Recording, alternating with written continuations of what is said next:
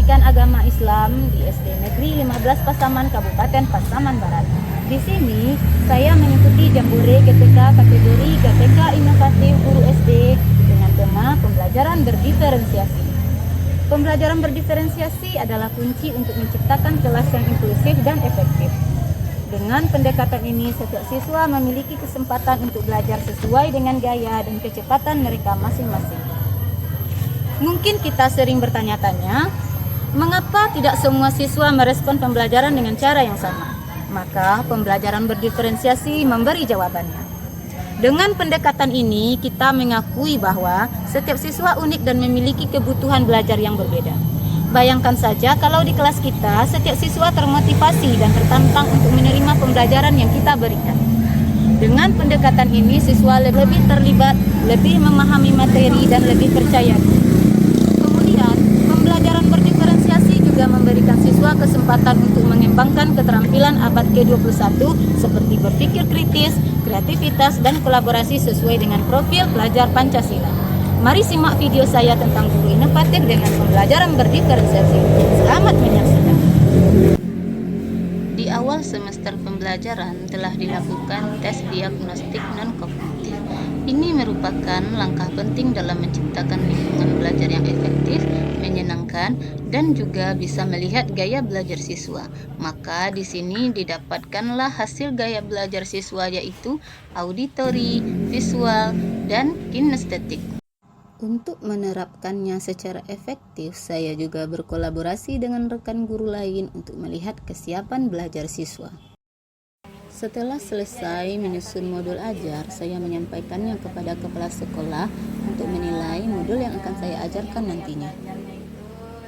Sebelum saya mulai pembelajaran, saya menanyakan kabar siswa terlebih dahulu, kemudian juga menanyakan perasaan siswa. Agar siswa bisa menerima pembelajaran dengan baik, saya juga memperhatikan keadaan sosial emosional siswa.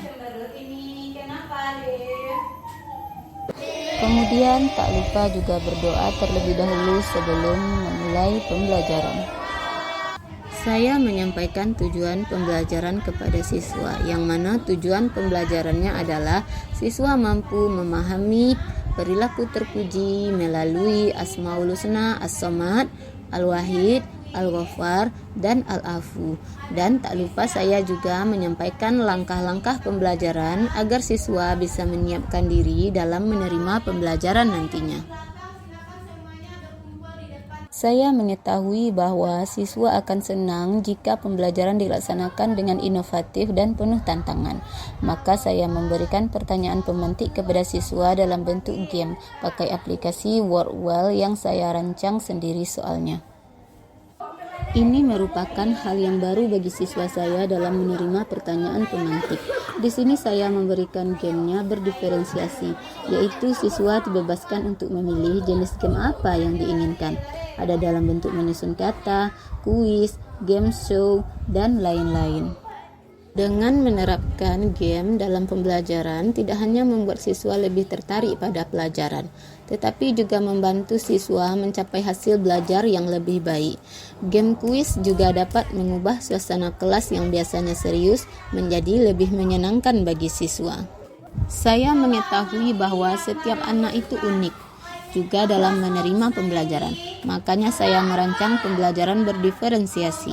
Saya membuat materi dalam bentuk gambar, saya menjelaskan kepada siswa, dan juga menayangkan video yang sesuai dengan materi. Ini merupakan diferensiasi konten yang saya siapkan dalam pembelajaran, yang mana memberikan materi yang berbeda-beda kepada siswa sesuai dengan gaya belajar dan minat masing-masing siswa. Selanjutnya, siswa dibagi menjadi beberapa kelompok sesuai dengan gaya belajar yang mereka inginkan. Saya telah menyiapkan lembar kerja peserta didik sesuai dengan gaya belajar, visual, auditori, dan kinestetik. Ini merupakan diferensiasi konten yang telah saya siapkan dalam bentuk LKPD. Bagi siswa yang memilih gaya belajar auditori, maka tugas kelompoknya membuat peta konsep perilaku terpuji Asmaul Husna, As-Somad, Al-Wahid, Al-Ghaffar, dan Al-Afu. Siswa menggali contoh perilaku terpuji tersebut dengan mencari informasi dari buku yang telah disediakan. Bagi siswa yang memilih gaya belajar visual, mereka diberi tugas membuat salah satu cerita tentang perilaku terpuji Asmaul Husna.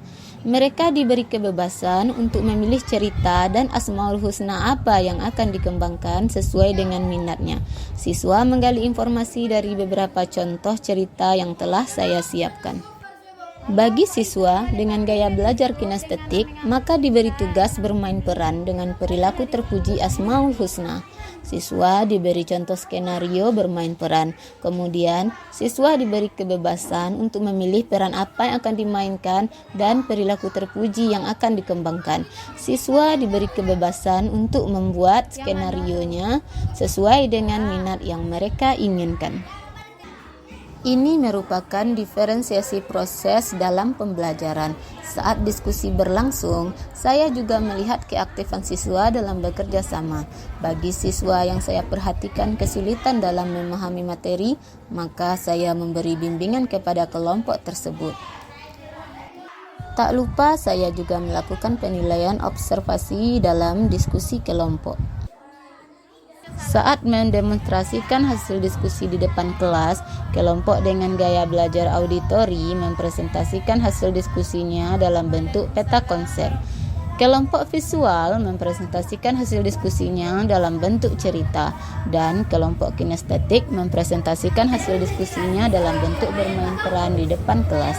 Ini merupakan diferensiasi produk dalam pembelajaran perilaku terpuji Asmaul Husna. Saat mempresentasikan hasil diskusi di depan kelas dan menyimpulkan pembelajaran, siswa terlihat sudah memahami perilaku terpuji Asmaul Husna As-Samad, Al-Wahid, Al-Ghaffar, dan Al-Afu. Setelah selesai melaksanakan pembelajaran diskusi berdiferensiasi untuk melihat ketercapaian tujuan pembelajaran, maka dilaksanakan tes formatif. Tes formatif yang saya berikan yaitu dengan aplikasi Quizizz Mede Kertas. Ini merupakan hal yang baru bagi siswa saya. Siswa terlihat sangat menyukai tes formatif ini dengan menggunakan aplikasi Quizizz, yang mana dengan aplikasi Quizizz ini maka nilai siswa akan langsung muncul di layar yang ditampilkan. Terakhir, sebelum menutup pembelajaran, saya merefleksikan perasaan siswa selama pembelajaran berlangsung dengan menggunakan emoji yang ditempelkan di depan kelas. Saya sangat senang dengan pembelajaran kali ini.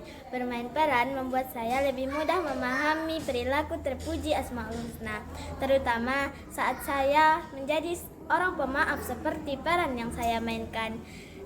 Kedepannya saya ingin menerapkan perilaku terpuji dalam hidup saya, seperti saya ingin menjadi orang selalu memaafkan dan tidak menyimpan dendam dalam hati. Cara belajar seperti ini membuat saya jadi lebih aktif dan tidak bosan. Saya jadi lebih ingat materi pelajaran perilaku terpuji Asmaul Husna. Semoga anggota kelompok saling bekerja sama dalam membuat proyek pembelajaran. Kedepannya saya ingin lebih aktif lagi dalam belajar kelompok, menyampaikan ide-ide yang lebih cemerlang lagi dan menghargai pendapat teman. Inovasi yang dilakukan Ibu Setiawati dalam merancang kegiatan pembelajaran sangat menginspiratif. Penggunaan berbagai media pembelajaran seperti media interaktif, kemudian world dan Quizizz itu telah membuat proses belajar lebih menyenangkan dan bermakna. Jadi kedepannya semoga saya juga bisa seperti Ibu Setiawati bisa menerapkan pembelajaran berdiferensiasi. Setiawati merupakan salah satu guru SDN 15 Pasaman. Ibu Setiawati telah menunjukkan dedikasi yang luar biasa dalam menerapkan pembelajaran berdiferensiasi di kelas. Keberagaman aktivitas dan materi disesuaikan dengan kebutuhan siswa telah menciptakan suasana belajar yang menarik dan efektif.